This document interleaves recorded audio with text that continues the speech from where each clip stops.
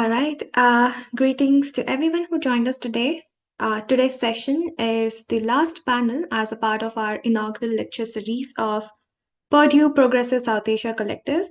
I'm Vipanshika, the founder of the club Progressive South Asia Collective, and I welcome you all.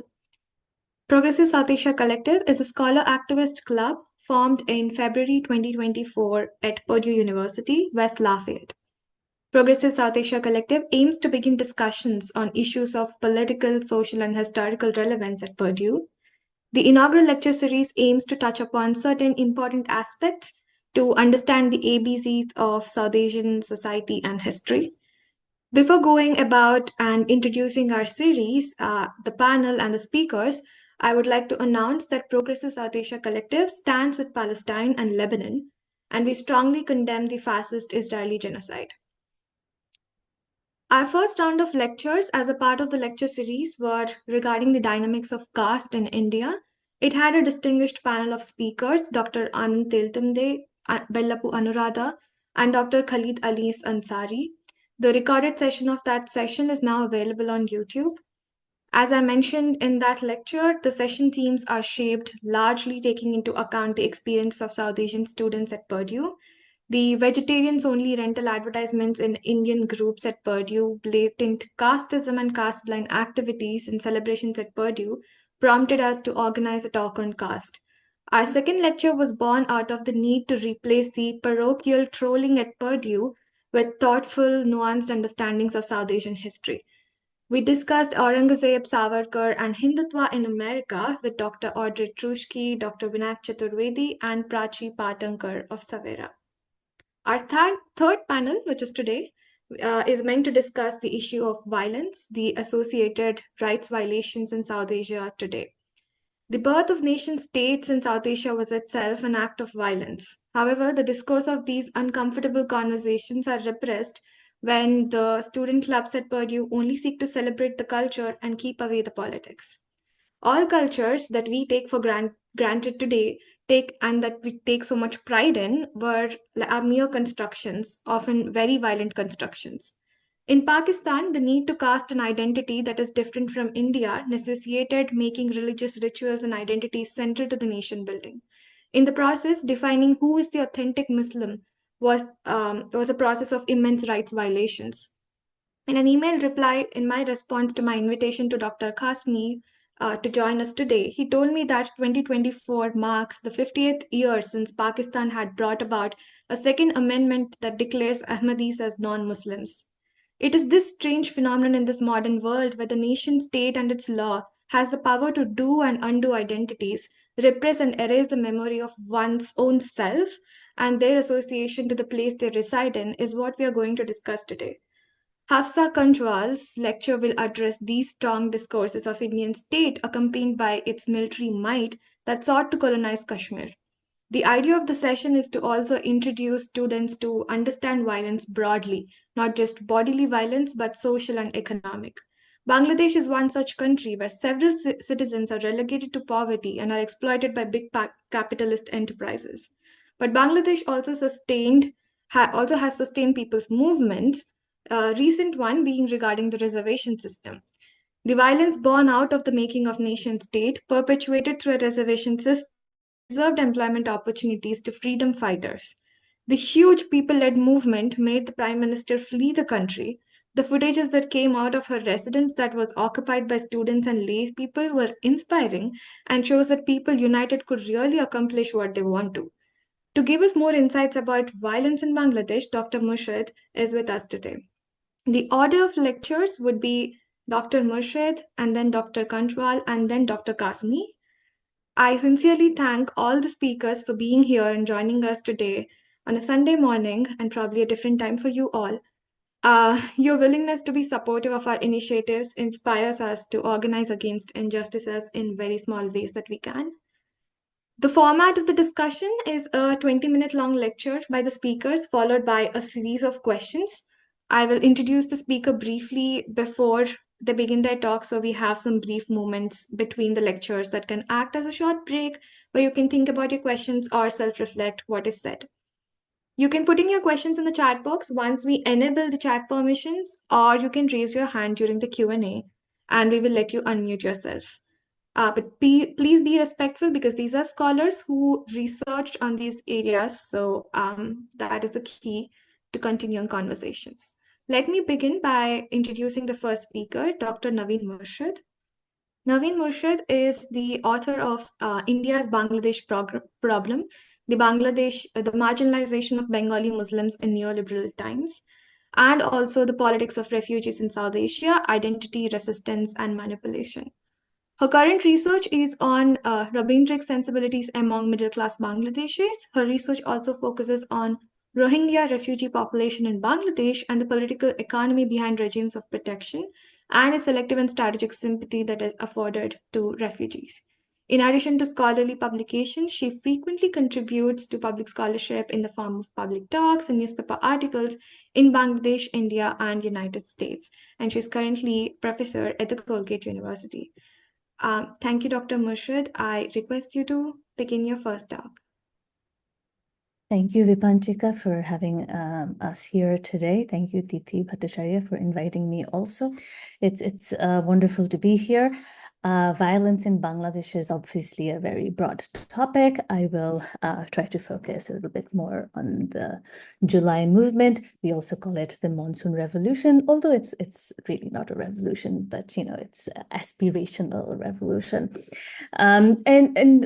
So before I move on to talking about the movement itself, I want to discuss how binary politics sort of offered the context or presented the context in which the student movement emerged, because I want to ultimately discuss violence as promised, and discuss how state violence had effectively resulted in regime change. I think what I will do also is show you some memes, unfortunately, mostly in Bangla, but I will try and translate them for people. But just to get a sense of the imagery and how the movement sort of kept up its steam on the one hand, but also how quickly communication became possible because of the memes that could bypass surveillance, because these were images and not texts, right? At a time when there was such a high surveillance. Before going into that, I want to talk a little bit about exclusionary politics and contested nationalism in Bangladesh to highlight how the Awami League government under Sheikh Hasina had utilized the specter of Islamist extremism to consolidate power, while simultaneously contributing to the very threat it claimed to combat, which can then be used by them as well as international actors to justify intervention, which is what we're seeing now also, right? This massive campaign internationally in India, in the United States, to sort of say that the July movement is basically an Islamist movement, and there will be severe consequences, right? What I try to do here is to offer some context to show that on the one hand, that's quite outrageous, but on the other, these are the forces that had been cultivated on the ground. So there is a bit of a middle ground here. There's a bit more nuance here that's perhaps important to understand. And so for the last 15 years, the Awami League had strategically fueled these tensions and, creating this divide between what they called the secular Bengalis and Islamists by portraying themselves as the sole guardians against the Islamist threat. They had garnered support from artists, musicians, playwrights, as well as minority groups who feared a return to Pakistan or Afghanistan-like Islamic State without the Awami League. So, in this movement also, you've seen many artists and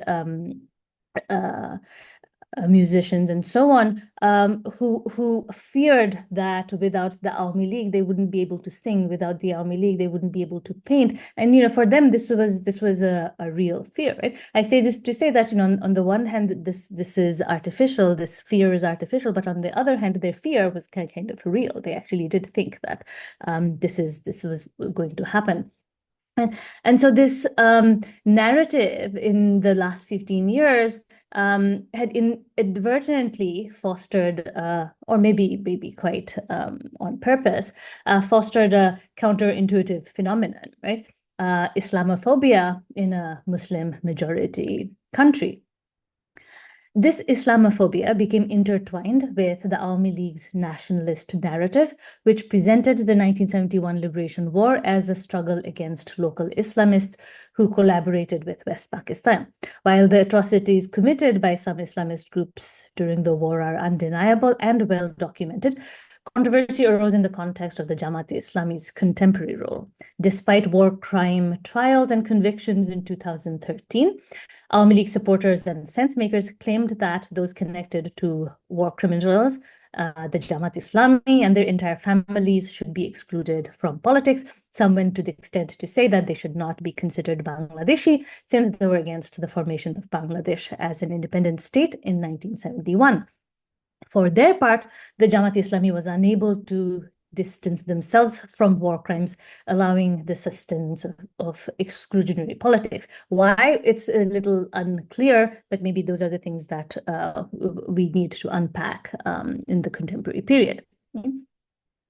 So in the later half, or maybe I guess since 2012, 2013, newer Islamist groups emerged, notably the Hifazat-e-Islam and Hizb ut-Tahrir, seemingly with tacit support from the Awami League government. Hifazat-e-Islam in particular had been instrumentally used to perpetuate the image of an Islamist threat, thereby justifying the Awami League's continued hold on power.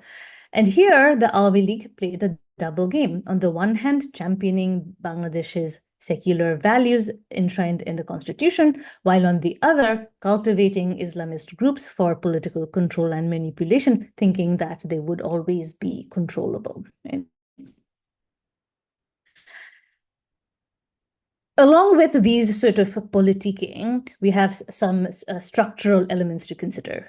First, the rise of madrasas fueled by Saudi funding. And these are all sort of changes in the neoliberal period, right? As the country opens up with globalization, with more trade, we see significant investment in Bangladesh from the Middle East in creating madrasas, mosques and madrasas, right? And this effectively solidified this three-tiered education system, which had English medium schools, Bangla medium schools, and then this madrasas, which effectively reinforced class and religious divisions. The madrasa system became the primary educational avenue for the poor, providing both education and boarding facilities. So the madrasas became the de facto place for people who couldn't afford formal education. So this effectively segregated the poor, who were then susceptible to indoctrination with particular interpretations of Islam. And even here, there are various types of madrasas to consider. But these different types of madrasas would depend on where the funding came from. So this on the one hand, and the impact of migrant labor on the other. So with neoliberalization, what we had seen is opening up of the labor market. A labor bureau was created in order to create pathways for workers abroad, working class workers abroad. So this neoliberal period then witnessed this surge in Bangladeshi migrant workers seeking employment in the Middle East. So these predominantly male workers would leave their families behind, leading to the fragmentation of the family structure, and then slowly contributing to certain cultural shifts, such as the increased prevalence of the burqa in rural areas, and then later more broadly with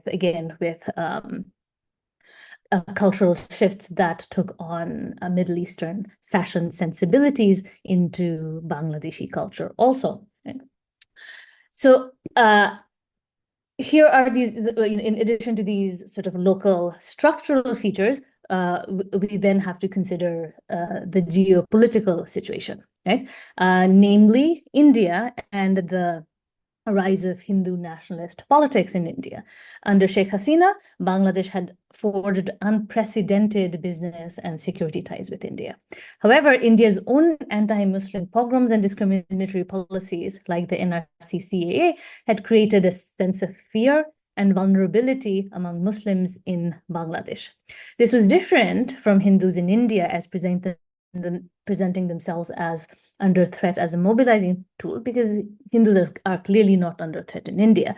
Muslims in Bangladesh, in contrast, felt cornered because of India's imperial interests in Bangladesh, in a context where Bangladesh is actually geographically surrounded by India.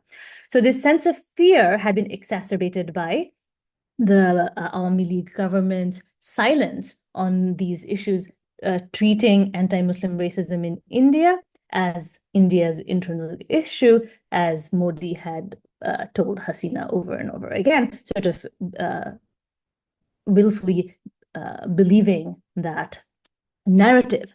Add to that the geopolitical creation of Islamophobia, right, through the global war on terror that provided the pretext for US military intervention in the Muslim world. The branding of Rohingya as terrorists as early as 2004 and alleged ISIS involvement in the 2016 Dhaka attacks had further intensified the focus on Islamic extremism in Bangladesh. The Awami League's secular politics, influenced by Indian American perspectives, thus overlooked the syncretic nature of Bengali Islam.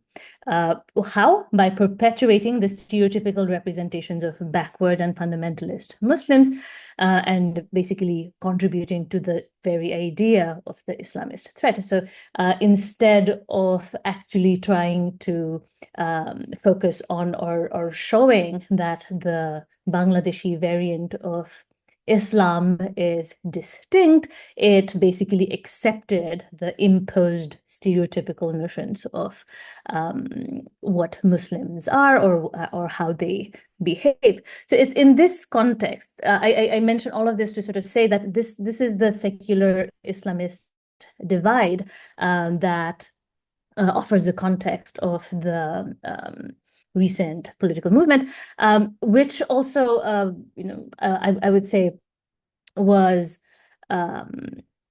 in part because of the economic crisis that was and will continues to be an issue for Bangladesh, because that offered the context for widespread discontent, because there was all kinds of problems with the economy, from rising inflation, unemployment, from low foreign reserves, from a falling currency, all of these. And in this context, you see the student movement emerge. I'm going to, I think, show some slides with the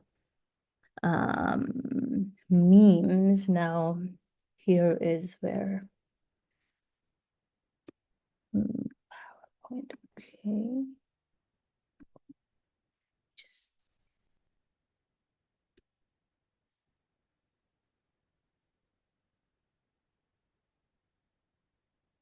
Okay, how do I do this now? There should be an option to share your screen in the bottom, the middle, among all the other options. It should be in green with an arrow pointing up saying share. 1 second.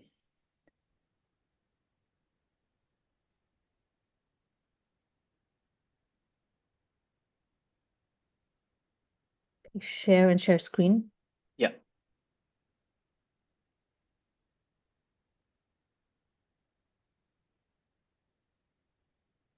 Okay. Once you click on share, it should pop up a window like showing all your screens that you have open, which should let you select which screen you want to share.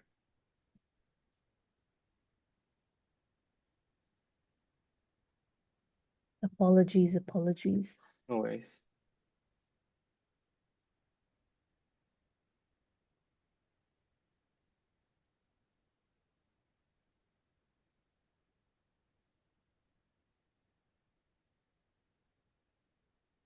I posted a link in the chat if that should help.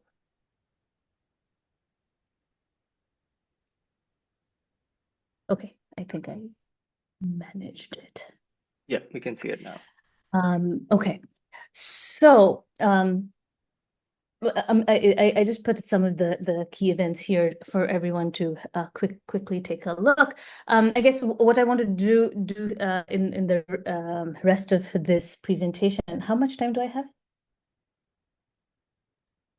10 minutes. 10 minutes. Okay.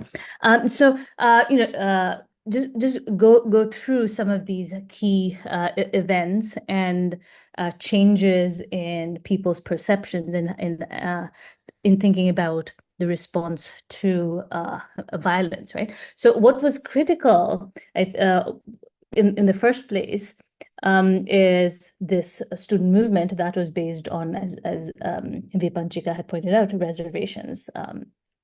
So this is a quota system for public jobs that are reserved for children of freedom fighters or Mukti Jodha.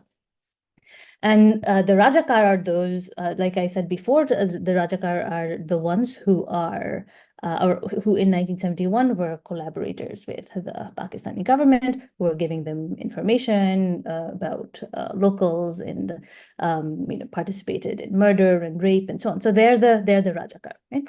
So part of this divide and rule strategy for the Awami League government had been to label those who disagreed with the Awami League as Rajakar.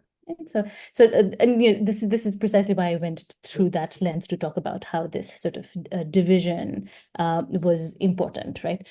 Because identifying students with Rajakars is a big deal, right? Because it basically says that they have no claim to whatever it is that they're asking, that that to the degree that they should probably be thrown out of the country because they're anti-national. They're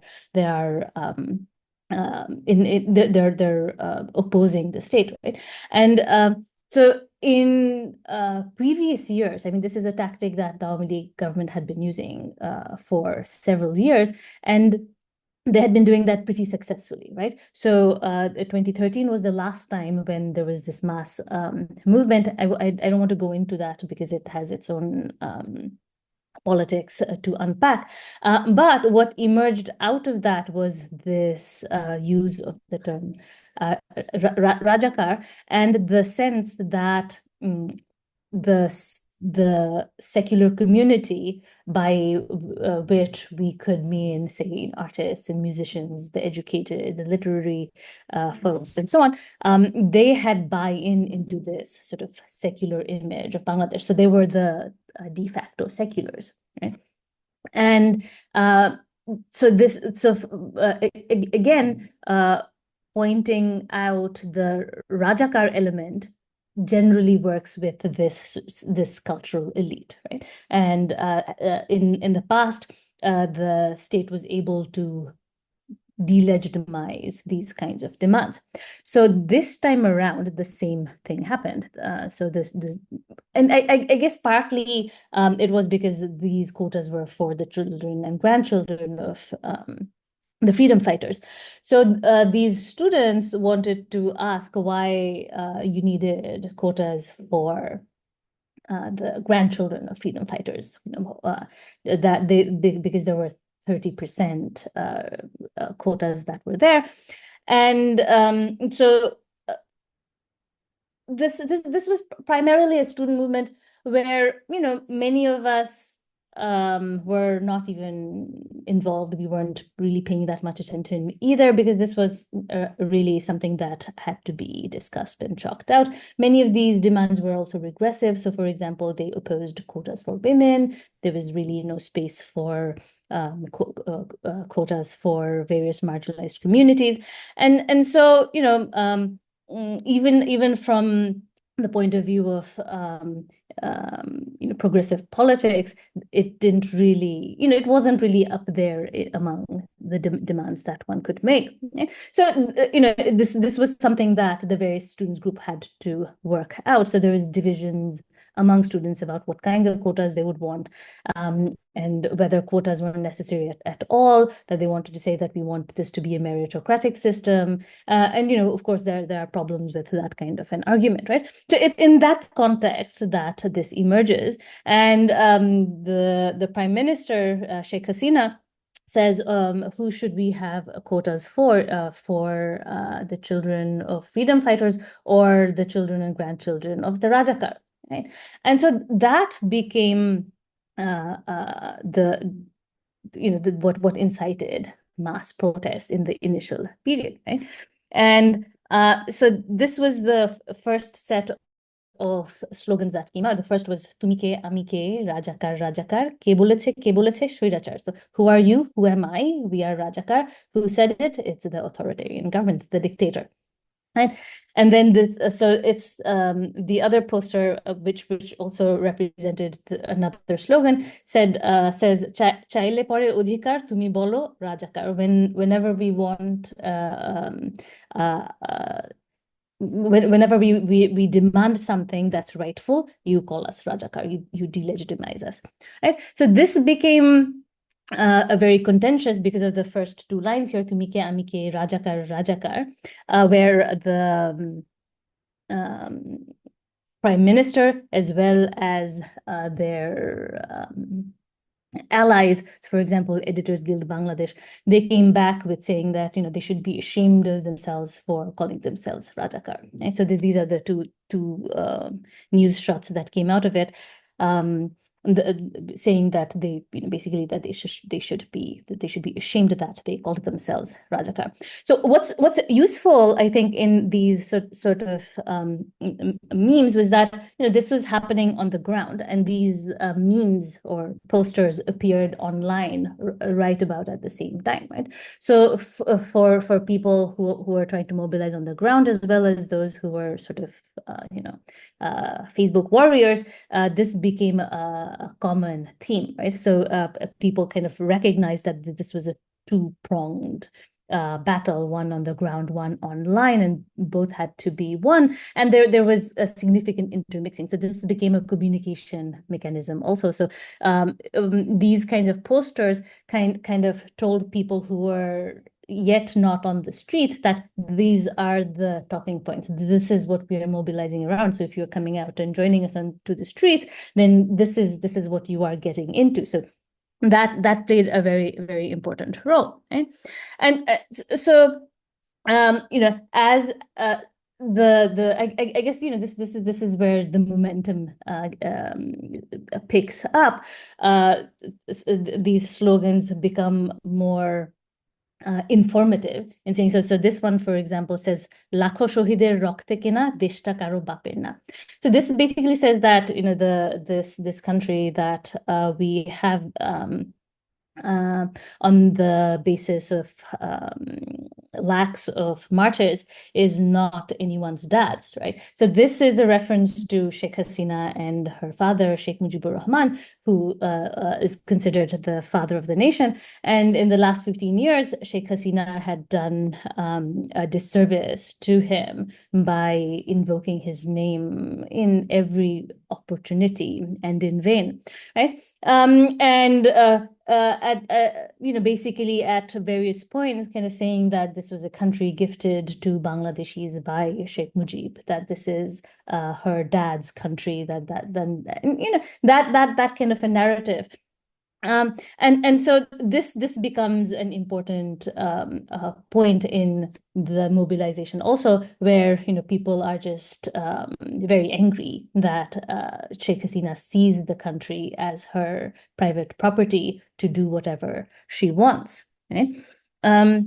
So in this, so it's these protests that are attacked by the police, by the Awami League's student wing, the Chhatra League, and in that context, the Prime Minister comes up again with a press conference where she, cries and tells people that, of course, she understands how it feels to lose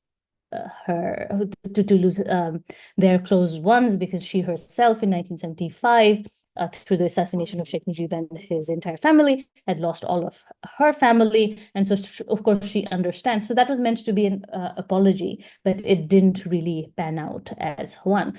And instead, she basically spoke passively, in a passive tone, as if there was some, spontaneous combustion that attacked the students, never really naming names, in identifying who attacked the students, when everyone knew who attacked the students. And so this image of her is basically during the day she acts like she cares, and so she's crying, and at night she goes in, attacks the students and imprisons them. So this is the image. And so what emerges in this period is this sort of image of the Prime Minister as always performing this sadness of losing one's family member, trying to use that as a way to connect to the people, but this is all performative, right? That's how they're seeing it. So this was already up on social media when Abu Saeed, a student in Rangpur, gets shot by police. So this is a video that surfaces on Facebook, and everyone gets to see it, where this young man, Abu Saeed, is basically standing just like in this image, saying, "Come and shoot me," and the police actually goes and shoots him. And so it's all captured on video. And so that became the turning point, right? When this face of the police gets uncovered, then more and more students start coming out. But again, instead of apologizing, instead of taking action against the specific police officers or their various ministers who are in charge, what Sheikh Hasina does is she imposes a lockdown. Okay? A lockdown, as in an internet lockdown. Why? Because all these images were circulating on Facebook, right? So I guess by this time they had a sense that the mobilizations had support, this kind of support from the online community, that people were actually watching these things online and then coming out onto the street. And so they were basically trying to clamp down. So this was event one. And then the second event, I think, that became very, very critical was these. So during the internet blackout, where people didn't really have credible sources of information, there were these rumors that they were shooting from helicopters, right? Which was reminiscent of the IDF, which was reminiscent of what happens in Kashmir, right? And then in that period where we were all kind of trying to figure out what was happening, calling friends and so on, we started to sort of draw parallels to Kashmir, and some people began to say in our sort of circles that isn't this what India does in Kashmir, right? They block out internet, they cut down communication, they shoot from roofs, they go hunting for people, because by this time they were going door to door in different neighborhoods, hunting down students, going and asking, are there any students in the house, and then arresting them, with no cause, right? So there was that kind of feeling also, right? So this I say this again to sort of point back to the earlier point I made about this fear of Indian imperialism, right? That in this sense that is going to overreach, that they're going to try and control Bangladesh, had been a fear for a long time. And so this kind of policies by the state, which looked so much like Modi's rule book, was very disconcerting, right? And so and I guess that it's from there that thousands of people join in, and there's the long march to Dhaka, where people were meant to come in protesting the violence, right? So I guess to sort of come back to this violent aspect, I think what's important to point out is that it violence that made people come out to the streets. That this as someone who was here during the time, this really was a movement where everyone participated. You'd walk out of the streets, there wasn't a street that wasn't filled out with people waiting around for police to come around so that they could throw rocks at them or throw sticks at them and so on. So there was that kind of the pro-state media talk about how protesters were attacking various infrastructure like the metro station or the expressway, things that the prime minister had built, and was her sort of the structures that symbolized her greatness, and so sort of drawing equivalence there, right? That it's okay to kill these people because these are Islamists or these are terrorists who are attacking public infrastructure, and that is of course anti-national, right? So that's the narrative that kept coming from the state, that we cannot stop. We are using our repressive machinery because we have to contain this Islamist threat. This is not these are not regular students. These students have been infiltrated by Islamists. And even in my interaction in at the university that I'm teaching right now, they had picked up, and then these are all Jamaat Shibir, Islamist groups, and where were you when they were committing arson? And there was no arson, right? It wasn't that they had done anything, right? And so, but this was the narrative that they kept harping upon, which eventually kind of backfired, right? So these are the last two things. I think I'm kind of out of time here, but so Sheikh Hasina's departure was a surprise in the sense that she had said that Sheikh Hasina doesn't flee, and then she fled. Sheikh Hasina Palaina, she had said on video, Sheikh Hasina Palaise, it became the sort of chant that when she left. And then following that, because she left for India, and then we see this rise of propaganda material coming out of India saying that there are Hindu temples being burnt down, Hindus being repressed, and so on. And it's not that some of it didn't happen. The post-October 5 period had been somewhat violent, not as violent as one would expect, given that there was no government for 5 days, but it's somewhat violent, with people targeting Ahmadis political leaders, their homes, and setting those on fire, and so on, attacking the prime minister's residence and so on. Right, so it was violent in a certain way. But what was concerning and continues to be concerning is how the international media presents what happened in Bangladesh through this sort of Islamophobic lens, right? And so this was the meme that came out, that India was acting like it lost a colony. I'll end there. Thank you.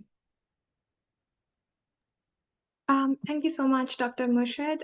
This has been a wonderful presentation, and it also links to our second presentation, because you were talking about how there's a fear that Bangladesh had become like Kashmir of India. So I would like to now introduce Dr. Hafsa Kanjwal, who's an associate professor of South Asian history in the Department of History at Lafayette College in Easton, Pennsylvania.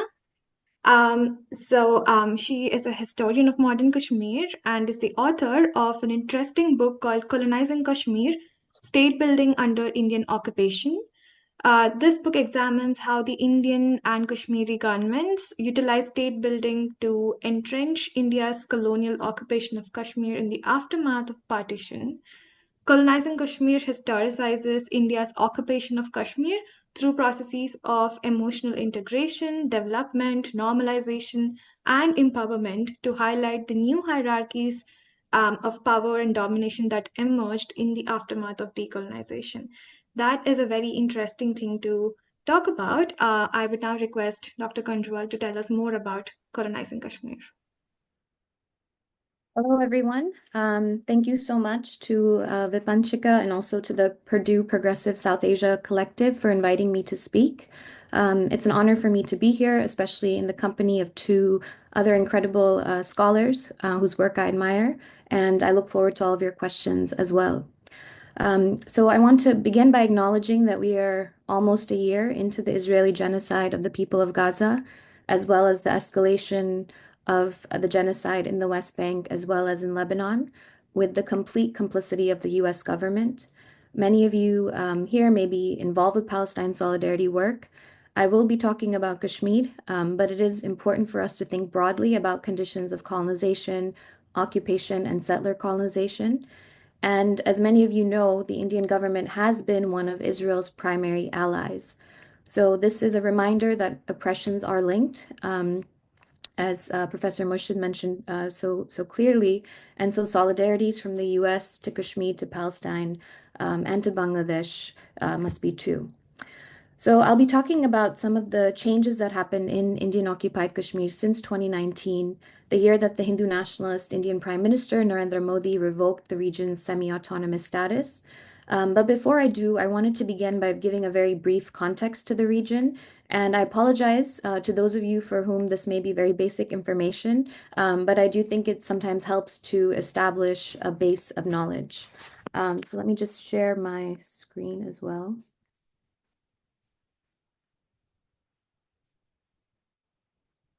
Okay, is it viewable? Okay, great.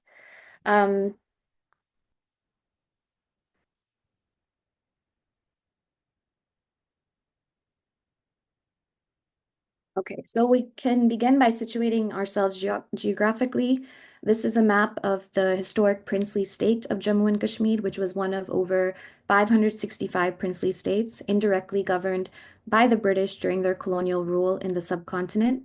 As you can see, the region borders both India and Pakistan, the two nation states that emerged in the subcontinent at the time of independence, as well as China. All three nation states claim different parts of the former princely state, which was over 3/4 Muslim, but also had Hindu, Sikh, and Buddhist minorities. My comments today will be centered on the region that is in orange, Indian-controlled Jammu, Kashmir, and Ladakh, which has now been kind of renamed into the Union Territory of Jammu and Kashmir, as well as a separate Union Territory of Ladakh. And the areas in green include Azad Kashmir, as well as Gilgit-Baltistan, at this time known as the northern areas, controlled by Pakistan. And then finally, you have uninhabitable parts of the territory, Aksai Chin, that is controlled by China. So we are in the 77th year of India's occupation of Kashmir, as well as the subsequent division of the territory between India and Pakistan after the first India-Pakistan War in 1947 and 1948. I use the term occupation to refer to India's historic and ongoing relationship to Kashmir. As Kashmir studies scholars have argued, the practice of naming the brutal modalities of control in Kashmir as an occupation is both a political as well as a moral choice, a commitment to exposing the Indian performance of democracy, human rights, and citizenship that has continuously undermined the basic rights and freedoms of Kashmiris. Despite India's insistence that Kashmir is an integral part of the Indian state, and this is something that you hear Indian leaders, academics, politicians saying all the time, the entirety of the state, including the parts controlled by Pakistan and China, is disputed under international law and subject to a UN mandated plebiscite. Over the past 7+ decades, India has faced a massive popular uprising against its rule, which includes both nonviolent resistance as well as an armed rebellion that began in the late 1980s. Indian-occupied Kashmir is also the world's most militarized zone, with over 700,000 Indian soldiers and paramilitary forces, and remains a site of massive war crimes and crimes against humanity, including enforced disappearances, rapes, extrajudicial killings, home demolitions, arbitrary detentions, torture, use of human shields, fake encounters, to speak of just a few. And this is a really important resource. It was published in Funambulist magazine, and it just gives you a sense of what this level of militarization actually looks like. Been able to identify different camps that exist across the Indian-occupied Kashmir. You can see, obviously, a lot of them in the Kashmir Valley in Srinagar, North Kashmir, South Kashmir, but then also the border with Pakistan and China as well. So most people in policy circles or in the media continue to see Kashmir as a territorial dispute or just a problematic region within the Indian Union. But recent scholarship on Kashmir has really attempted to foreground the histories and aspirations of the people in the region and define the Kashmir issue as not just one of a dispute or a conflict, but a people's long-drawn quest for sovereignty and self-determination. And my own work looks at how India has maintained an occupation in Kashmir, initially by using what I call the politics of life, which included a series of client regimes that foregrounded state building in the region. But then when this kind of approach was met with significant resistance from Kashmiris, even after it was in effect for many decades, it was met with more manifest violence, repression, and subjugation. And all of these have worked in tandem to forcibly incorporate the Muslim majority region into the Indian Union. But it was on August 5th, 2019, that India's rule shifted to a full-blown settler colonial project. And in this shift, the primary aim is to shift the demographics of the region by bringing in Indian settlers. And life has been directed towards the financial, material, and security benefit of these settlers. So how and why did that happen? Some of you may have heard about something called Article 370. With the part of Kashmir that was under Indian control, the Indian government put in client regimes that were promised autonomy or greater self-rule within the Indian state. This was enshrined in something called Article 370 of the Indian Constitution in 1949. India was supposed to be responsible for the state's defense, foreign affairs, and communication, with the Kashmiri government responsible for everything else. The state had its own constitution, legislative assembly, and the leader of the state was even called a prime minister, unlike in Indian states where leaders were called the chief ministers. Despite this appearance of autonomy, Kashmir studies scholars situate Article 370 as a colonial treaty because it is evident that the Indian leadership never saw it as a permanent arrangement. Article 370 was a stopgap until things calmed down in Kashmir, with the eventual goal always being for India to fully integrate Kashmir into its union. By 1953, just 4 years after signing Article 370, India already began going beyond the law by violating the restricted mandate of communications, defense, and foreign affairs, and encroaching on internal affairs like finances and judicial authority. When Sheikh Abdullah, who was Kashmir's first client politician and pictured in this image with Nehru, tried to resist this, India ousted him from office and put in the next client regime of Bakshi Ghulam Muhammad, whose rule I focus on in my book. India also bypassed Article 370 by passing a series of presidential orders, which effectively reduced the region's autonomy as well. However, another related article, 35A, was still largely in place. This allowed permanent residency rights of buying land and property or gaining state employment to be restricted to Kashmir state subjects. This was something that Kashmir's client regime in order to protect the region's demography from an onslaught of Indians. Hindu nationalist groups in India have always been unhappy with the kind of special status that previous parties like the Indian National Congress have given Kashmir. They have sought to remove Article 370 and fully annex Kashmir. According to the BJP-led government of Modi, these two articles were an obstruction to the region's full integration into the Indian state and had contributed to what they called the rise of separatism or terrorism in the region. And so once Prime Minister Modi was up for re-election in 2019, removing Article 370 was one of his primary campaign promises and incredibly popular with his base. given the amount of hyper-nationalist consensus around claiming Kashmir in India.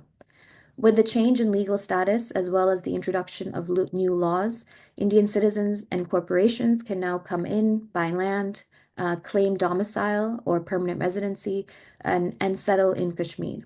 The army has also been able to grab land more easily.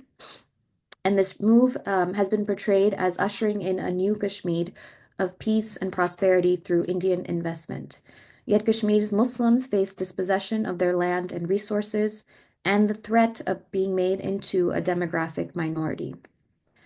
Although the settler colonial framework was evident in Kashmir before the revocation, as a number of scholars have argued, and this is primarily due to the kind of mythological claims that come alongside settler colonial logics about Kashmir, that Kashmir is exclusively a Hindu territory.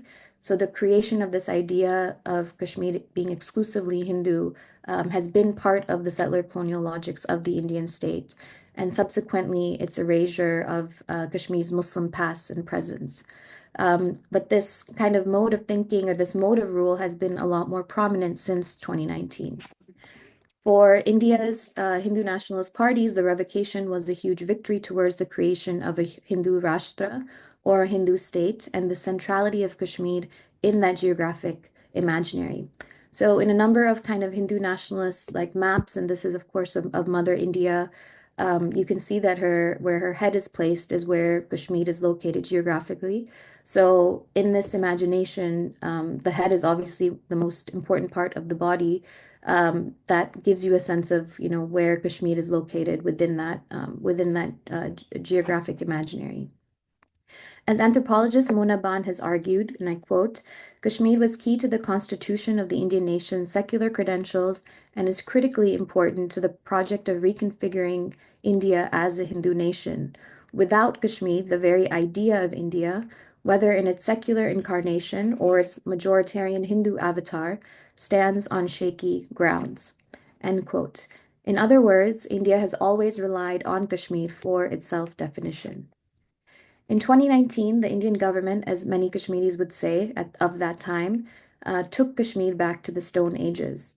The world's most militarized zone was militarized even further and placed under complete communication clampdown for months, which included the largest internet shutdown of a democracy, but also included the suspension of landline telephones, cell phones, postal services, and cable television networks.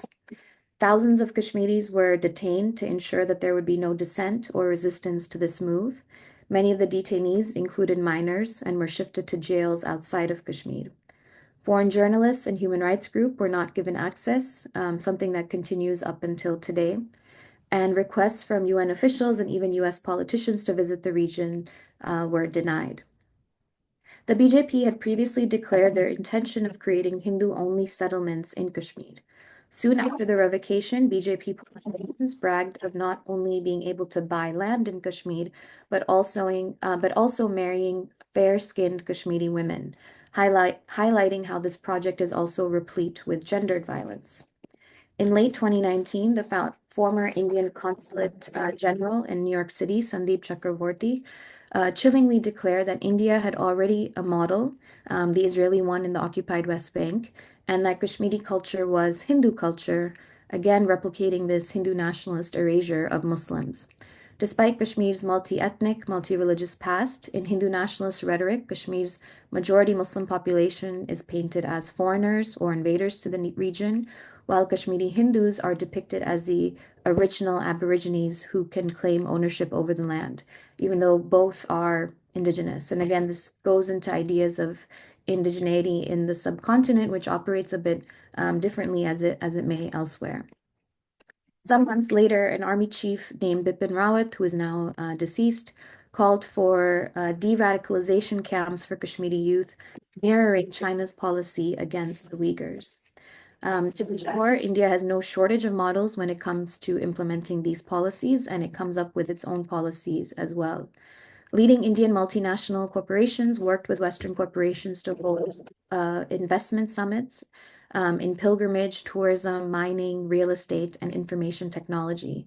Using colonial rhetoric, these investment summits promoted Kashmir as a land of opportunity, setting off what can be only called the scramble for Kashmir's resources.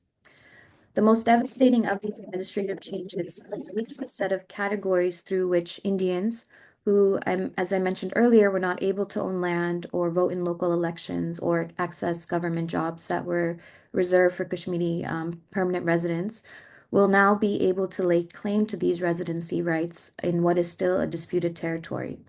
The permanent residency category has been done away with, and all Kashmiris and then people who kind of Indians who fit these different categories will be obtaining something called a domicile certificate to get these residency rights. The implications of this change are far-reaching and staggering, given that a massive number of Indians can now have residency benefits in a region that is still disputed under international law. And this is, of course, just the beginning. Now that more Indian businesses and corporations will be able to legally operate in Kashmir, as well as the influx of Indian laborers that have come into the region, the number of those who can claim domicile in the future will also steadily increase.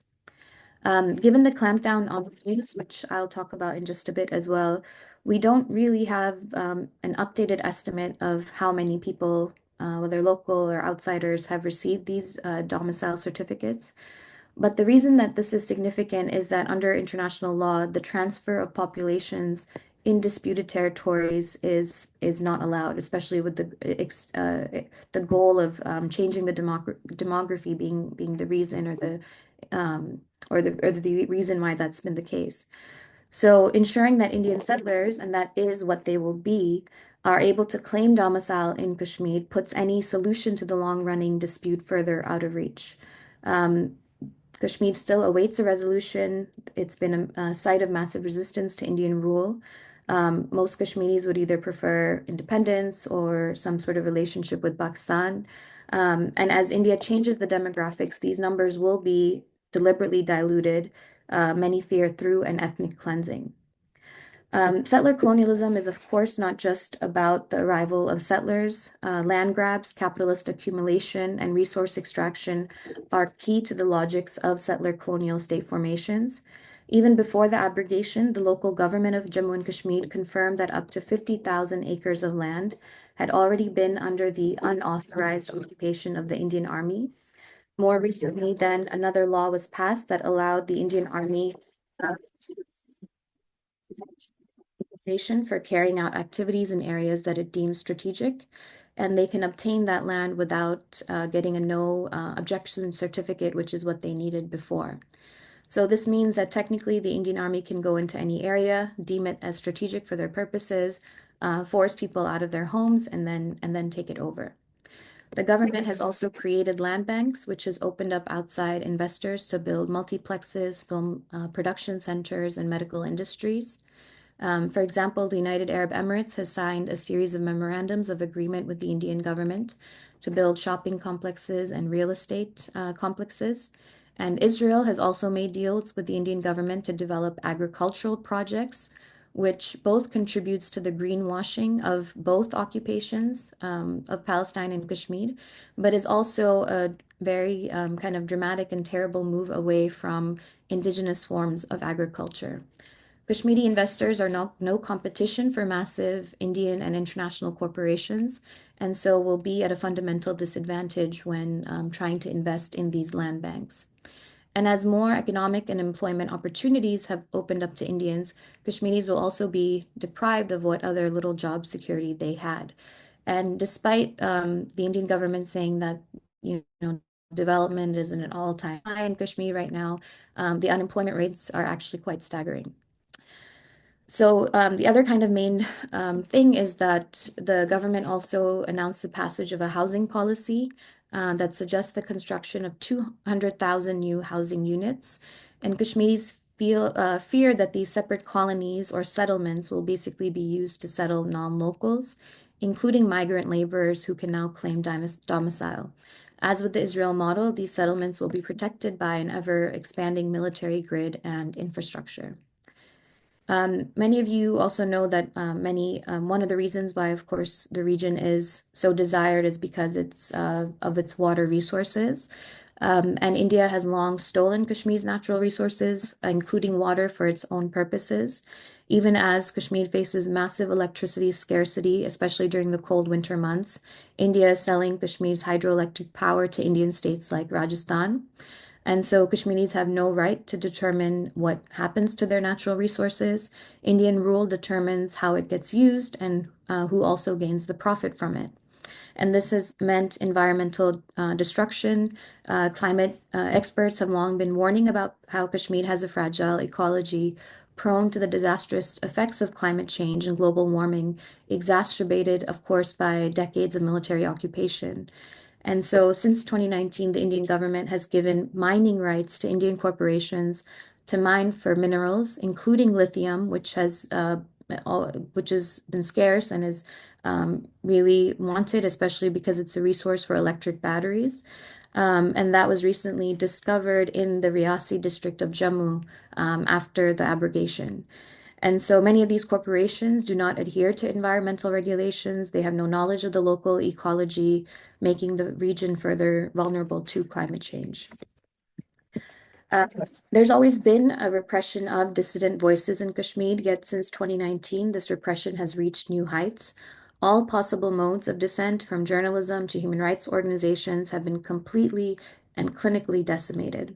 India leads the world in internet shutdowns, most of which occur in Kashmir. For decades, journalists in Kashmir played an important role in documenting and sharing the news of what was happening in Kashmir to outside observers. Most of them have either been silenced, arrested, harassed, or made into government stenographers. Human rights defenders have also been arrested or had their offices raided, and their work has been forced to a standstill. Many of you may be familiar with the name Khurram Parvez, who remains in jail, as well as many others. The leaders and workers of major pro-freedom or resistance political parties have either been killed or detained. The government has taken over academic institutions. No research that challenges state narratives on Kashmir are allowed.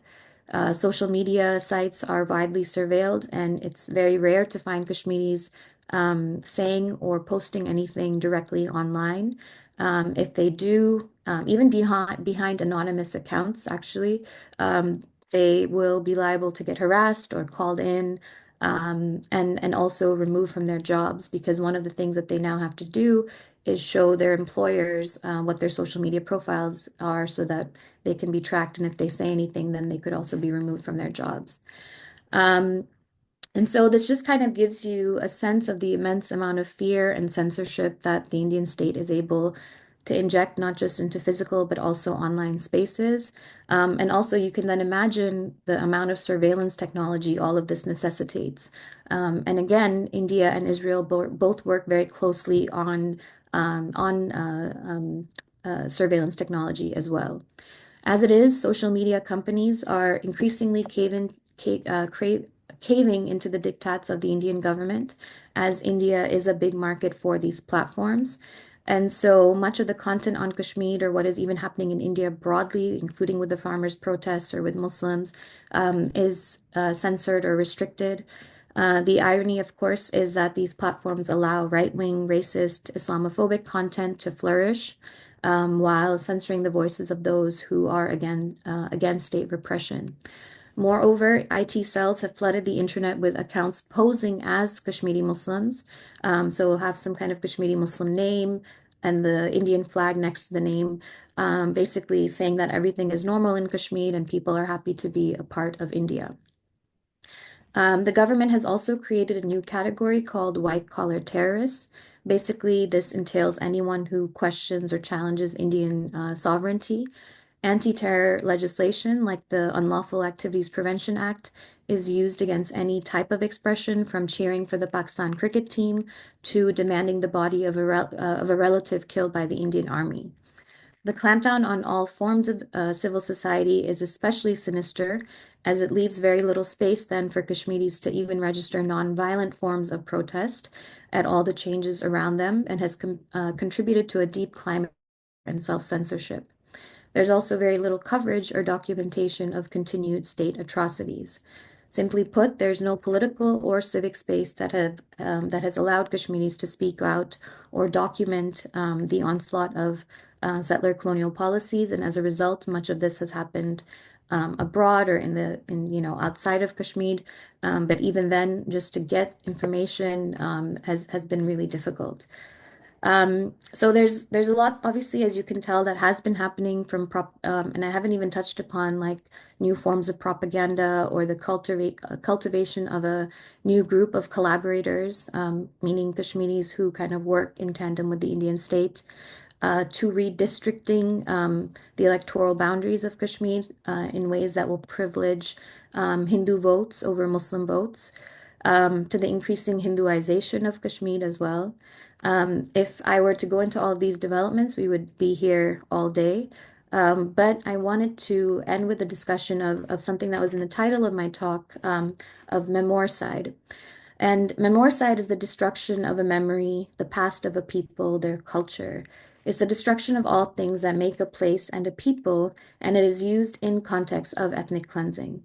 India was already engaging in Memoricide in its rule in Kashmir, both by revising the region's ancient, medieval, and modern history to fit Indian and Hindu nationalist narratives, but also by covering up atrocities like the Jammu massacre, which happened in 1947 and led to the killing of nearly 200,000 Muslims and an equal number or more that were pushed into Azad Kashmir and Pakistan.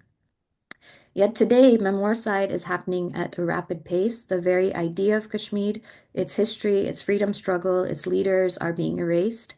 Just to give you a hint of how I've seen this happening, there's been a strong attempt to fundamentally transform the knowledge that you can access about Kashmir, including in digital spaces. So I'm currently working on a general history of Kashmir project, and the images and stories of what happened during the 1990s when there was this armed rebellion and massive militarization and popular uprising. So much of that is being removed. So many Kashmiri local papers at the time reported on what was happening there, especially since the 1990s, also after 2008 when there was another round of mass popular mobilizations. And finding content, that information is just almost impossible. So I'll search for things like names of certain massacres or names of certain people that I know were killed, and the story will just not be available anymore. So to those who continue to reject the notion that India is engaging in settler colonialism in Kashmir, and believe me, there are many, I still encounter them, including a number of Indian academics. I guess my question to them is, what else do you call the erasure of a people as a people? So before I end, I wanted to just encourage you to visit something called the Kashmir Syllabus. It was put together by different scholars and activists back in 2019. It hasn't been updated, but there are some important resources for those who want to kind of learn more and want to teach and read different articles from various perspectives. And the idea is that it foregrounds voices, histories, and aspirations of people from within Kashmir, and also moves beyond prior scholarship that often took a security studies approach and thereby privileged status narratives. So I think that's all for me today. Thank you so much again for inviting me. Thank you so much, Dr. Kanjwal. This is an excellent talk, and thank you for the resources that you shared. I'm pretty sure a lot of students at Purdue really would be interested in going back and looking at them. We will now move forward to our third lecture by Dr. Ali Usman Qasmi.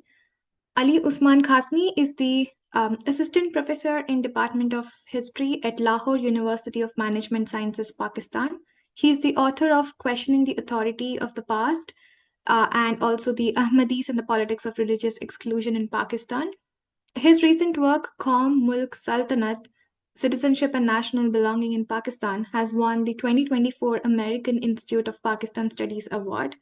His new book offers a portrait of making of Muslim country in South Asia post-partition through the initiation of several rituals, including celebrating Eid as a national holiday.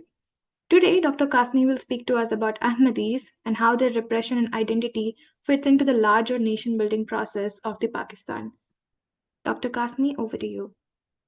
Thank you so much. Thank you for this incredibly important initiative that you have taken and inviting me to be part of it. And I also echo my other colleagues and speakers in condemning the genocidal violence which is being committed by the settler colonial Zionist state, which is an ongoing process. And I would like to also emphasize that this is a continuation of a much longer history, starting from perhaps the Balfour Declaration of 1917, and how it is also important to recognize that in our longer anti-colonial history, especially from this region, it's the condemnation of this settler colonial project has been a very, very important feature, and we must honor that memory. We must remember that memory, and as part of that tradition as well, I think it's important to recognize the kind of violence that post-colonial nation states in our region have been perpetuating. And as part of this effort, I'll be talking about the Ahmadiyya question in Pakistan. And as you pointed out in your introduction, it's been 50 years since Pakistan passed the second constitutional amendment, whereby the Ahmadis were declared as non-Muslim. So I'll just try to go through a brief history. And for those of you who are unfamiliar with that history, I'll be sharing some information. So let me start my presentation. I hope my screen is visible. Yes.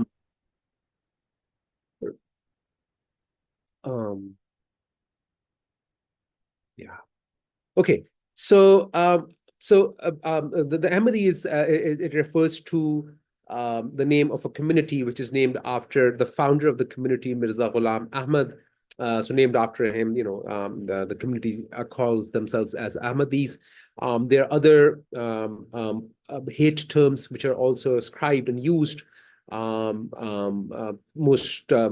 importantly, they're referred to as Mirzais, using the word Mirza from Mirza Ghulam Ahmad's name. Now, Mirza Ghulam Ahmad was born in British India, in the province of Punjab, and he died in 1908. And during his lifetime, he became prominent as a preacher of Islam to begin with, and he held several important polemics with the leading Christian missionaries, and he earned a reputation for himself as a very learned man. And towards the 1880s, he started making claims about certain messianic claims about himself, and eventually, reportedly, as his followers believed, he claimed himself to be a prophet. And there's some internal debate within the Ahmadiyya community as to what the term prophet meant, whether it was meant to be a shadowy or reflective prophethood, and that was not a real prophethood, because as the Islamic Orthodox view is concerned, which is based on this Quranic verse, which says that Muhammad is not the father of any of your men, but he is the messenger of Allah and the seal of the prophets, and Allah has full knowledge of all things, which means that Muhammad is the last prophet. The key term which I've underlined here from the Quranic verse is Khatamun Nabiyyin, and there are two kind of meanings which are both considered to be correct, are used. So one of them is seal of the prophets, which means that Muhammad being the prophet which who authorizes or puts his seal on any prophet, in fact, even those prophets who have preceded him, and if there is going to be anyone who is going to come after him. But the other meaning of the term is that he is the last of the prophet. So hence, the overwhelming majority view among Muslims is that there cannot be any other prophet after Prophet Muhammad. So in that sense, that's the root cause. That's the theological kind of contestation between which emerged with Mirza Ghulam Ahmad's claim that he is a prophet. So we are not going into the theological sort of debates. I just wanted to highlight this so that those who are not familiar with the community and the history and the theological claims and disputations should get some idea. Okay, so right after partition, much of the Ahmadiyya community moved to Pakistan. So even though the headquarters of the Ahmadiyya community in British India was in Qadian, which fell in Indian Punjab, East Punjab. The community, by and large, moved to Pakistan, and they set up a new a place for themselves in Rabwa, which is about 200 miles from Lahore. And soon afterwards, there was a very strong political movement, religio-political movement launched against the Ahmadis, and the protesters were demanding that the state must recognize Ahmadis as non-Muslims. And their claim was that, and I'm using this poster from that time period. The movement started in 1953. The movement it became very violent. Eventually, martial law had to be imposed in Lahore, and the protesters were. These are all the symbols. These are which they were using. This is the map of Pakistan. This tower represents the tower which was set up, which was built in Qadian, and it shows that the emergence of the movement as a poisonous snake, which is spreading its tentacles throughout Pakistan, and it is trying to topple the government, right? And also that this poisonous snake, this is meant to be a British man, that they are the ones who conspired against Islam and who spread the tentacles of this poisonous snake to undermine Islam and now to undermine Pakistan, and they're trying to take over Pakistan. So there was an anxiety in that post-colonial movement that given that this is a minority, then this is a minority which is well organized and who are educated, affluent, and they are represented, according to the protesters, disproportionately in bureaucracy and military, and hence they are poised to take over or to subvert the Pakistani state. So that was a very violent movement, but at that time the Pakistani state used coercive, violent power to suppress that movement. Eventually, just 20 years later, another movement started. By then, Bangladesh had been liberated, and so the new Pakistan, which emerged post 71, there was an increase in heightened sense of setting up an Islamic state. So in that context, the movement was, or the populist demand for getting Ahmadis declared as non-Muslims became successful, and the Pakistani National Assembly unanimously passed the second constitutional amendment, which declared that anyone who does not believe in the absolute and unqualified finality of the prophethood of Muhammad, peace be upon him, the last of the prophets, or claims to be a prophet in any sense of the word or of any description whatsoever after Muhammad, peace be upon him, or recognizes such a claimant as a prophet or religious reformer, is not a Muslim for the purposes of the constitution or law, right? So as Asad Ahmad's brilliant work points out, that this definition basically only was meant to be a legal instrument, that it only applied to the legal status of Ahmadis as non-Muslims. It did not have an impact on the lived sort of experiences. They continued to practice their religion as Islam and to practice all other rituals associated with Islam. But 10 years later, and also, during then General Ziaul Haq's regime, his martial law regime, he made additions to the constitution, and then he added a definition of who is a Muslim and then who is a non-Muslim as well. But the most important change that General Ziaul Haq introduced was this Ordinance 20 of 1984. Because previously the Ahmadis were only legally non-Muslim, socially they continued to practice Islam. But Ordinance 20 of 1984, which was an extension, made additions to the blasphemy law, Section 295, and a series of laws that follow that section. So he added 298C, which only targeted Ahmadis, saying that any person of the Qadiani group or the Lahori group who call themselves Ahmadis or by any other name, who directly or indirectly poses himself as a Muslim or calls or refers to his faith as Islam, or preaches or propagates his faith or invites others to accept his faith by words either spoken or written or by visible representation or in any manner whatsoever, outrages the religious feelings of Muslims shall be punished with imprisonment of either description for a term which may extend to 3 years and shall also be liable to fine. So basically, what this ordinance has done is to outlaw Ahmadi sort of like any expression, any outward expression of Muslimness.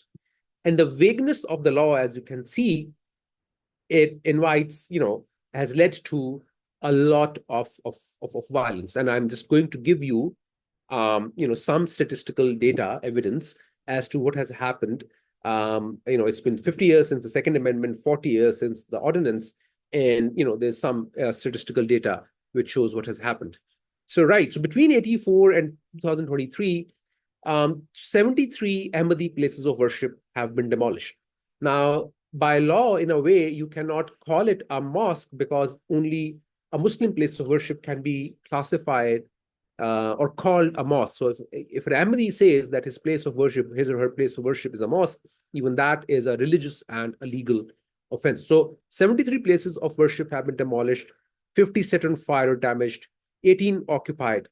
The government authorities, they also sealed 46 places of worship, banned the construction of 62 buildings, and during the same period, religiously motivated mobs, individuals, they assaulted 478 Ahmadis for their faith, killing 277 of them. And in very, very gruesome instances, local communities even deny burial to Ahmadis in cemeteries.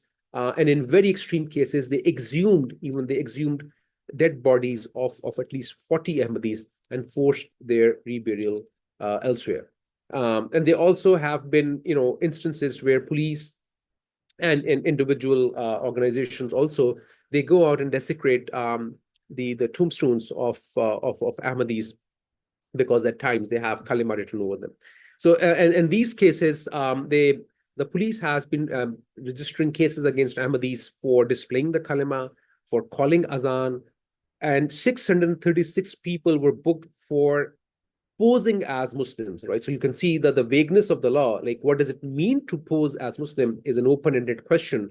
And given the sensitivity of the particular ordinance, given the fact that in addition to the blasphemy law, it becomes very difficult for an Ahmadi that once an FIR is registered, it becomes difficult to get a bail because it's a sensitive issue.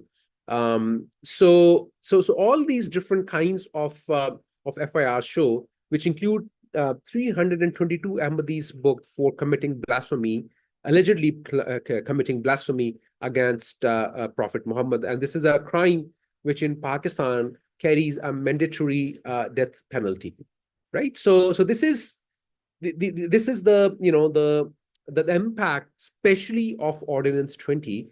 Because now that the Ahmadis are not allowed to call themselves as Muslims or to practice their faith as Islam, so any indication, any outward appearance which suggests otherwise can lead to penal and even physical consequences. Now, the census data is really revealing. And it shows that 98% of Ahmadi population in Khyber Pakhtunkhwa province over the past 25 years is gone, has either left the province, they moved abroad, or and in Pakistan's largest province, which is Balochistan, there are only 557 Ahmadis left.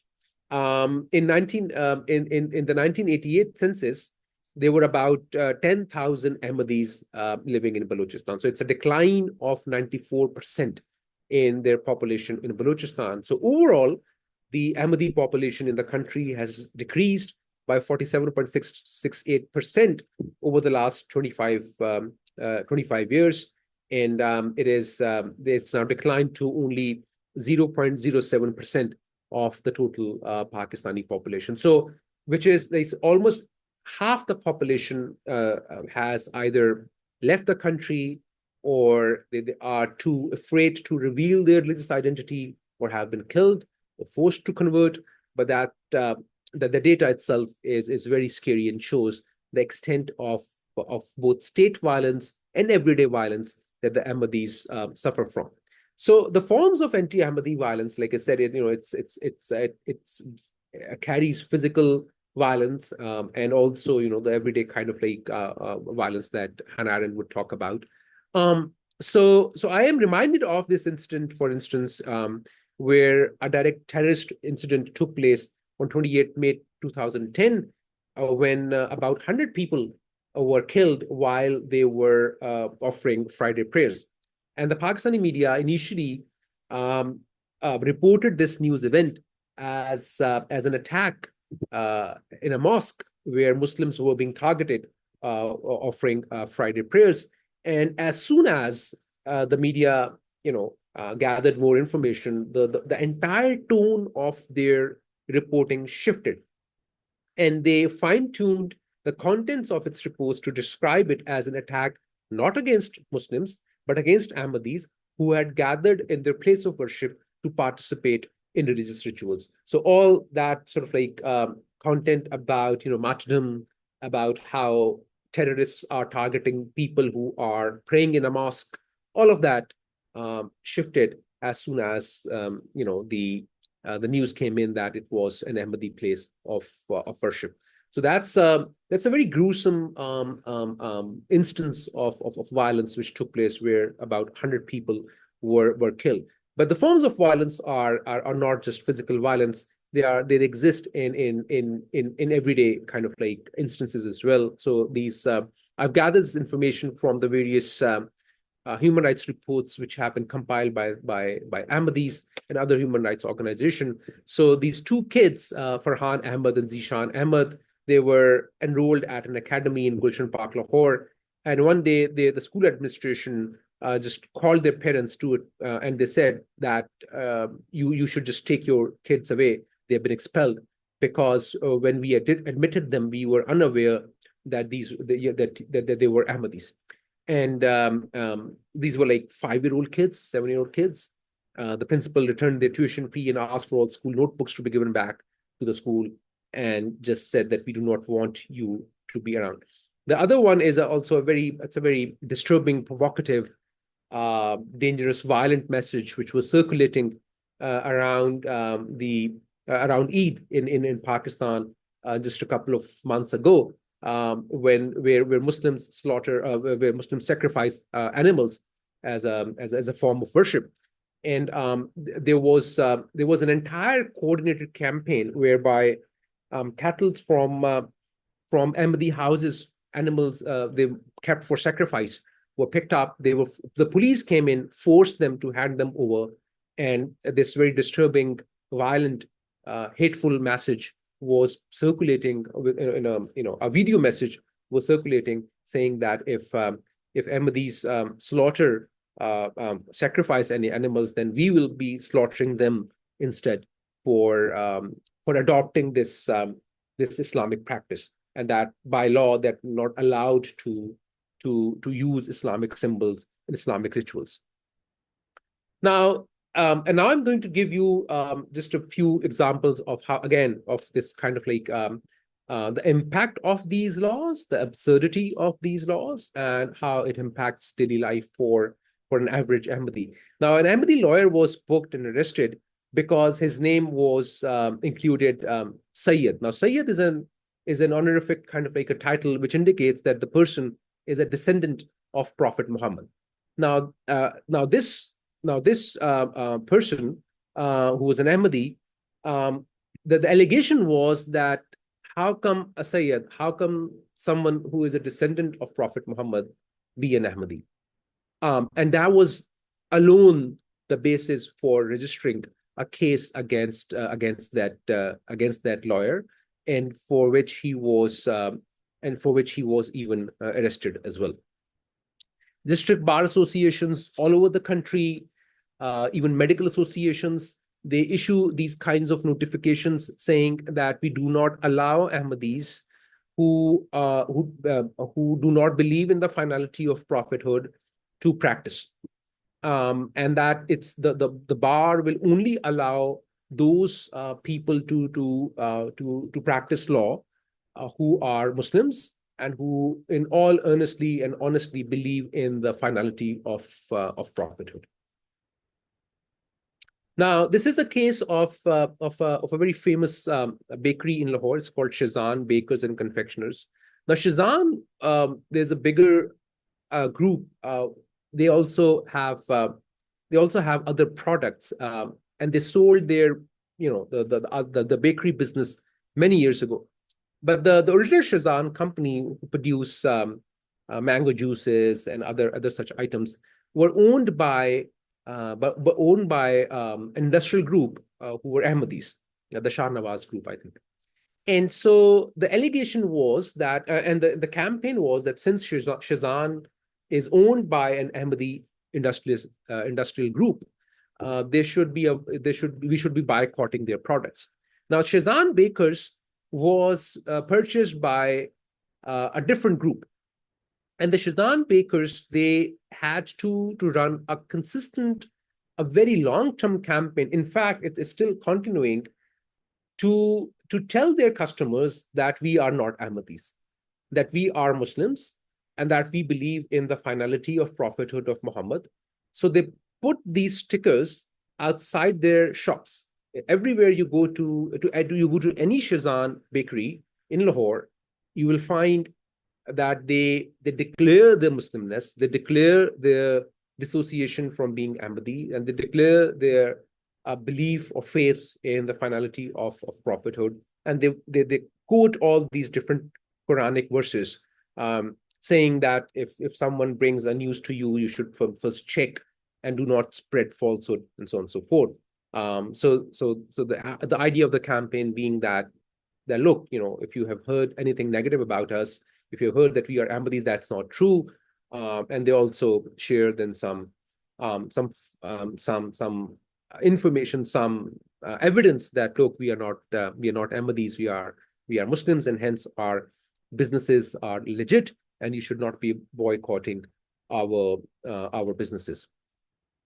And lastly, this is again not a very uncommon sight in Pakistan, where shopkeepers they put their stickers or banners outside their shop saying that we do not allow Ahmadis to enter our shops, and that we do not do business with Ahmadis. They use the derogatory term Qadiani and say that we do not do business with Qadiani non-Muslims who disrespect Prophet of Islam, and hence it's forbidden to do business with them, and hence they are not allowed inside our shops. So what I'm trying to argue is that the legal constitutional language of the state is now sort of like inbuilt into the social fabric of the Pakistani society, and hence the kind of everyday violence or physical violence that we witness, and especially which the Ahmadi community experiences, is a direct consequence of this legal constitutional language, which has allowed this social exclusion and religious hatred to be normalized. And in that sense, to use perhaps Agambe, so there is the Ahmadi body or Ahmadi life has really become disposable.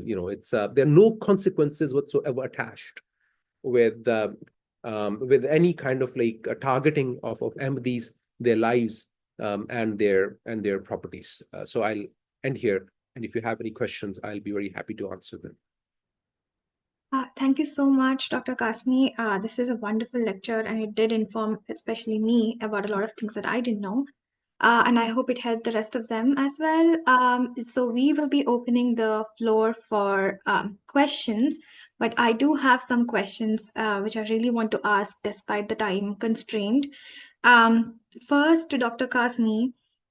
So I know of this revolutionary a song written by Faiz Ahmad Faiz called Hum Dekhenge. A song I believe embodies the resistance against Zia-ul Haq, who we saw in your presentation also issued Ordinance 20. I wonder if the large-scale resistance by progressive groups in Pakistan also insisted on Ahmadi rights. In general, I also want to know if there are any resistance by what are called the authentic Muslims in Pakistan today to against the Ahmadi rights violations. And another question to you, Dr. Qasmi, is does the CAA NRC that happened in India, which basically restricts the citizenship to Ahmadis to India, does that have any impact on Ahmadis? Because in India, scholars do say that there is, but what do you think? My question to Dr. Kanjwal is like coming from India and having heard all these things, I was it's very common practice in India to listen these things that Kashmiri resistance is an Islamic terrorism. From your study of Kashmir, can you highlight a bit about the nature of resistance in Kashmir for the benefit of the audience as well? And to Dr. Murshid, my question is, so when the revolution, the recent resistance in Bangladesh has occurred, the reports of Hindu temples being destroyed is one thing that was popularized on X, especially by the Indian, Hindutva groups, for instance. So I want to know what really, could you just like tell us a little bit more about what happened really about the Hindu temples? And there's just one other thing that I noticed in your presentation that you kept mentioning called Indian imperialism. It's one word that really intrigued me. Is this a very common term in Bangladesh and what does it really encompass? So these are my questions. What do you want to do? Do you want to answer them first or take more questions? I think you can collect Okay. more. Okay, all right. If you have any questions, please put them on the chat box or raise your hand so we will let you unmute yourself.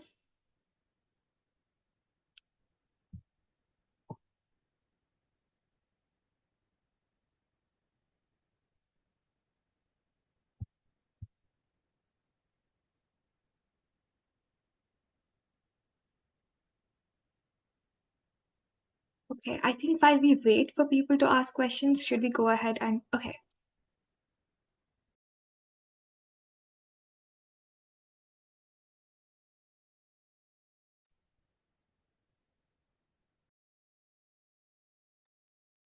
Dr. Bhattacharya, you can unmute yourself and raise the question or, Okay, thank you. Vipanchika, thank you so much for organizing this, and thank you, all of you, Dr. Qasmi, Dr. Kanjwal, and dear Navine, for taking time to speak here. I am so thankful. I have a question to the three of you, I suppose. I wonder if you could talk. I mean, one picture emerges very clearly from all your excellent presentations is the growing power of India in the region as a sub-imperialist power. And I wonder how you see that in the global context, in the sense that Modi has been doing some extraordinary things, which is, on the one hand, obviously having a deep, imbricated relationship to Netanyahu and Israel, but also sort of making recent gestures towards Putin.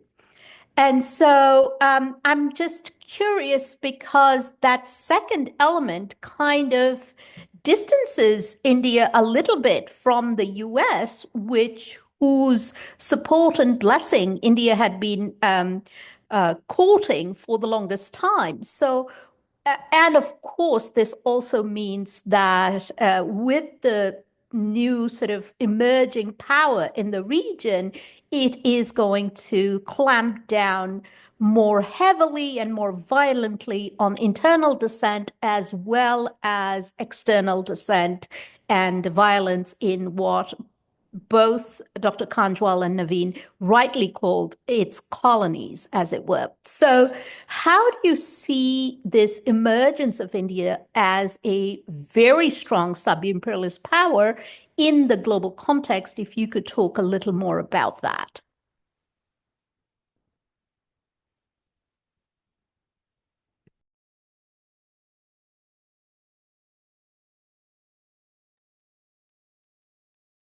I think you can answer the questions first, and then we'll take more questions if there are any.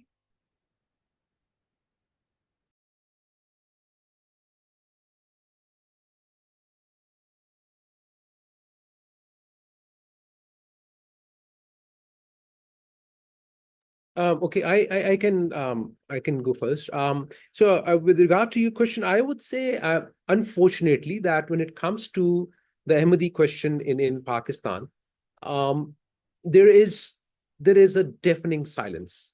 I mean, Pakistan has some very, very courageous voices, movements, organizations who are doing fantastic work, especially when it comes to even like something as sensitive as blasphemy laws. But when it comes to the Ahmadi question, there's a very little kind of like space left within like Pakistani politics or mainstream media to make any kind of argument. I did not have time to include some other slides where very recently the Supreme Court of Pakistan was forced to reverse its decision twice actually, where the Supreme Court had basically said that within like the private space, the Ahmadis are allowed to practice their religion. And the religious groups protested against it, and forcing the Supreme Court to expunge those remarks where they had recognized the Ahmadi right to practice religion even in their private space, right? So there is I mean that this is the space is contracting very, very fast, and it's becoming even more difficult now to even talk about Ahmadis in a language which is not dehumanized. That's all I can say. I can maybe go next.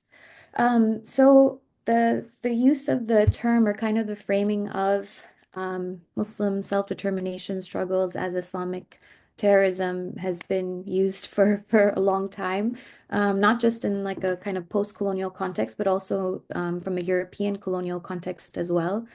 There's always been a demonization of Muslims who assert either their right to self-determination or different liberation movements across various European empires. So what India is doing by labeling the Kashmiri movement as Islamic terrorism is, of course, not new. But of course, it is still tied to this broader kind of specificity of Kashmir in understanding the kind of the Muslim question across the subcontinent as well. So what I mean by that is in 1931, when many Kashmiris believe that their freedom struggle actually started well before the creation of both India and Pakistan, it was assertion against the Dogra Maharaja of Kashmir, and primarily because of the kind of discrimination that the Muslim subjects of the Maharaja faced. Many, both the Dogras, but also Kashmiri Hindus, as well as groups in India, different Hindu nationalist groups in India, painted this assertion against the Dogras as communalism, right? So we know of this term communalism, which always comes up. So when Muslims are asserting themselves, it's always done through kind of this fanatical frameworks, but when everyone else does so, somehow it's secular.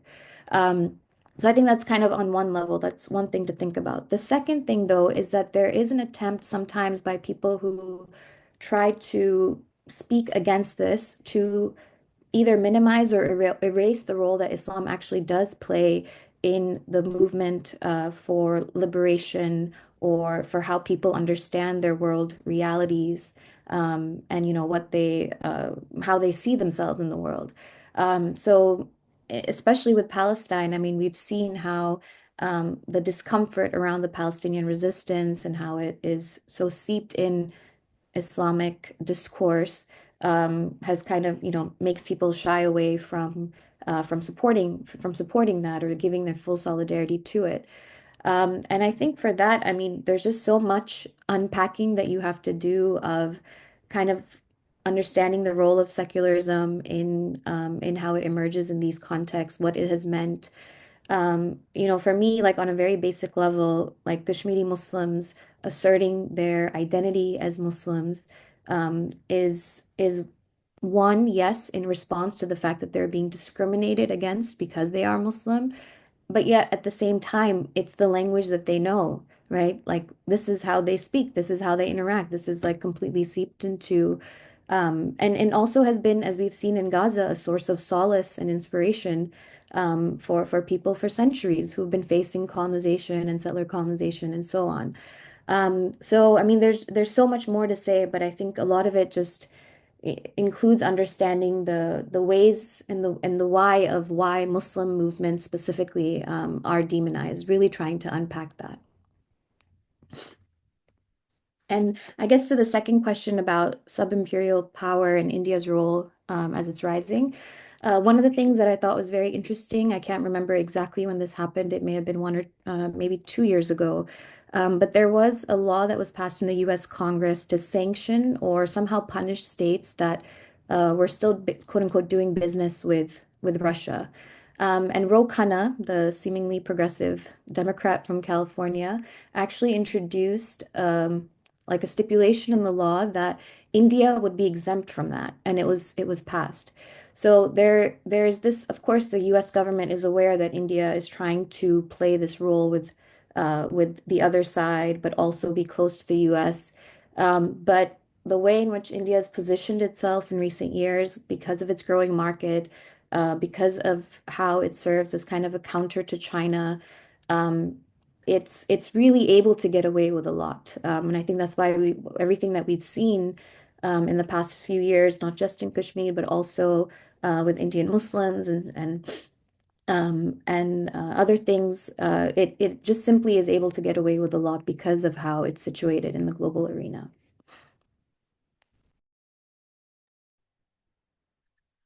Thanks for these questions. So I don't want to suggest that Hindus are not targeted in Bangladesh, because they are, right? That it's uh, it's a situation where minority groups do face periodic repression. They're periodically targeted. But I guess what I wanted to say is that this movement wasn't that, right? That this was a mass uprising, and it had mass participation from different people from different walks of life were part of it. Were Islamists part of it? Sure. Right? Were there misogynists part of it? Probably, right? So, and I think that's what you get in a mass uprising. They're all there.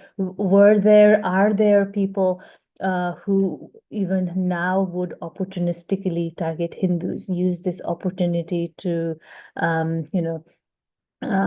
go against an old enemy and so on. The kind of violence that we saw in the post-partition period, for example, right? That how these moments of political crisis becomes moments where people just become vengeful and they're trying out all kinds of things. So that is there. So that's one thing. The other thing is that, just like African Americans are seen as de facto Democrats in the US, Hindus in Bangladesh are de facto Awami League supporters, right? So in the post August 5 period, we've seen the homes and primarily homes of Awami League leaders and supporters getting attacked and burned down and so on. And in that milieu, there were Hindu families too, right? So one of the early ones was of a very well-known singer. And then so initially these were the questions: was he targeted because he was Hindu? And then it was later fairly clear that this was on a popular road, Road 32, which is where Sheikh Mujib's museum was. All the houses on that street were burnt down. So it wasn't that he was targeted, right? So that kind of a thing. So there is that overlap. So some of it gets into that. category. Some of it it's opportunistic, and then some of it must also be bigotry, right? That it's not that it isn't there, but that doesn't mean that the entire movement is an Islamist movement. It doesn't mean that the entire movement is about some kind of genocide against Hindus in Bangladesh, which is how it's represented in Indian media. So much so that I think we were hearing that, I don't know, it could be a rumor, but that there were people demanding that India intervene militaristically in Bangladesh in order to save Hindus in Bangladesh. That kind of a situation was not even there, right? And these are the contexts where things like internet blackout is so useful, right? That the state and their allies can make up stories as much as they want to because they don't actually have eyes on the ground, and they can, and this is true for all parties concerned, all stakeholders. And so that's the milieu there, right? That there are multiple entities. They're all out there. They're all out there in this single demand to get Hasina out. But of course, once that happens, some of these other differences become more clear. On the question of imperialism. And so this is so maybe 2 decades ago this was a political slogan by the Bangladesh Nationalist Party, which is the main opposition to the Awami League, and they would say that the Sheikh Hasina wants to sell Bangladesh to India. Right? At the time, this was really a political campaign, but over the years, and especially in the last 15 years, I think what we've seen is India legitimizing Hasina's rule, right? So all these controversial elections where votes are stolen, where the authoritarian element is so obvious. The only reason Hasina is able to hold on to power is because she has support from India, right? In return for that support for India, or so the public sense is,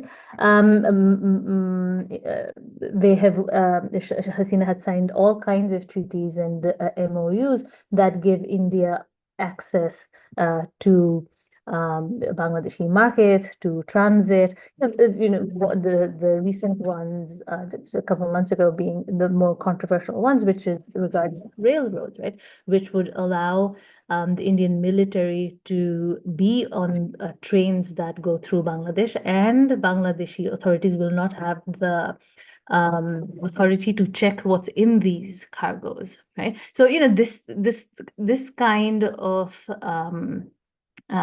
power given to another country sort of doesn't really sit very well with the general population. And then add to that the sort of everyday reality of border killings, where the BSF continues to every now and then it's a regular occurrence that there are killings along the border under some pretext of either drugs or cattle or cows or what have you. So there's always some kind of a pretext that justifies these kinds of shootings, right?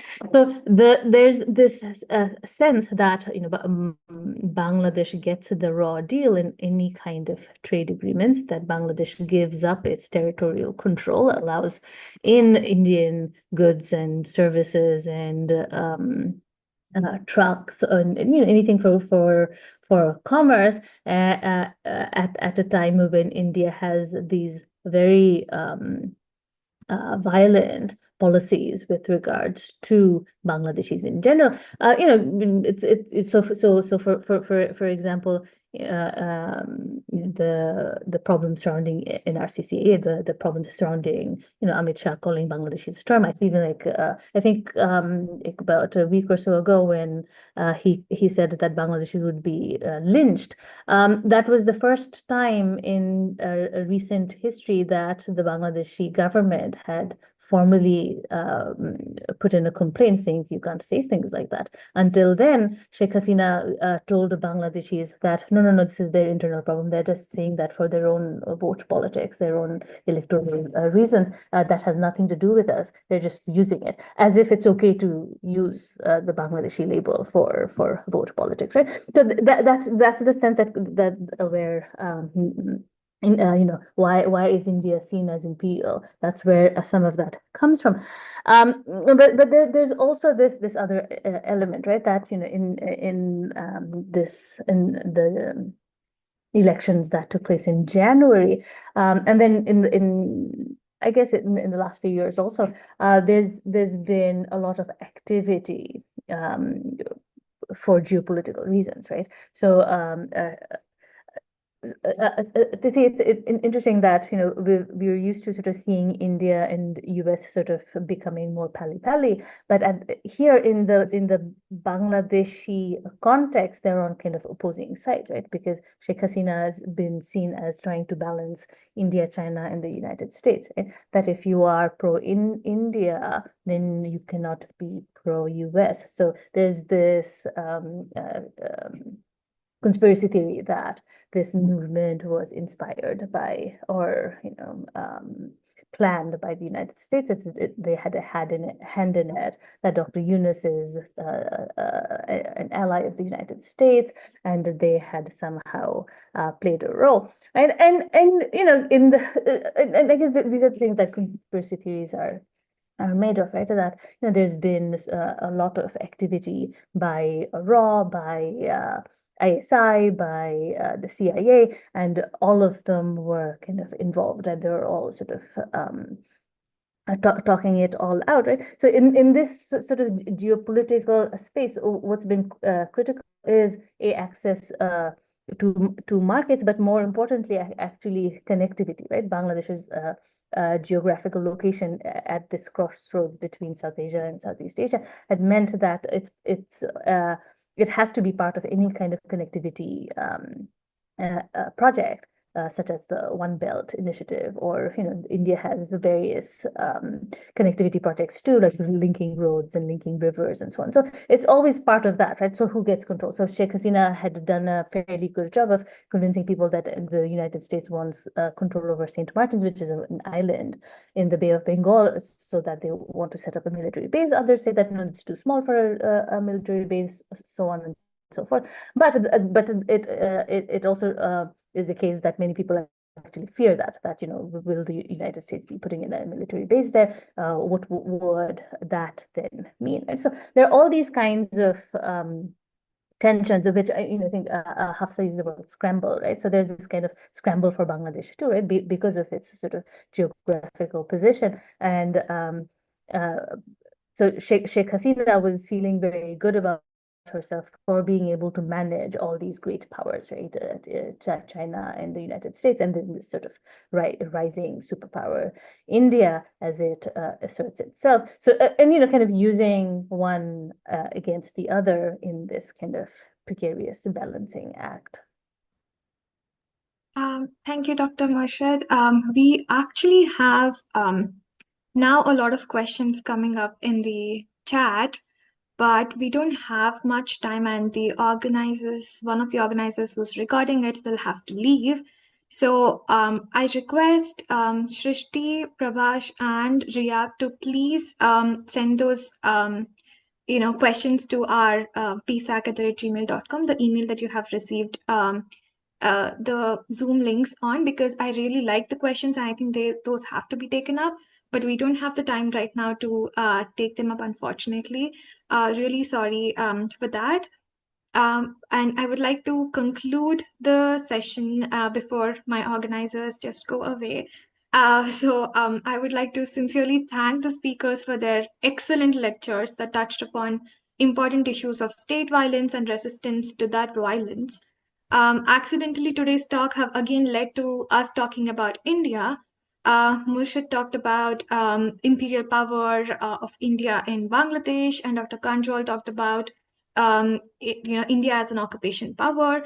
The issue of violence against Ahmadis, along with India's aspirations to make itself a Hindu Rashtra through passing of legislations like CAA, would basically stop the movement of Ahmadis running away from the persecution in Pakistan.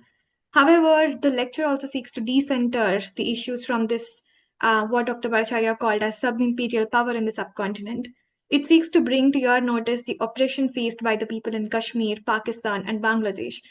the takeaway from this lecture for the Purdue students should be that mere celebration of national and religious cultures without critically reflecting about your own cultures and nation states will erase from the scene the subjectivities of the people who are being oppressed. And therefore, a minute of reflection and thinking about it and talking about these things is necessary for us to go ahead.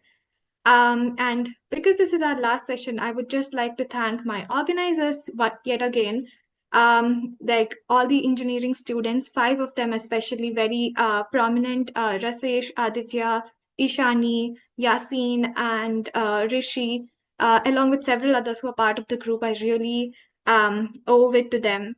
And also Dr. Bhattacharya, who happens to be our advisor and who encouraged me to, start this organization on the campus and also talk about issues that are not talked about in our in Purdue. So thank you so much, and thank you so much for joining us, Dr. Murshid, Dr. Qasmi, and Dr. Kanjwal. Yeah. See you all. Thank you so Thank much. you. Thank you. Thank you for Bye-bye. organizing. Thank you. Bye.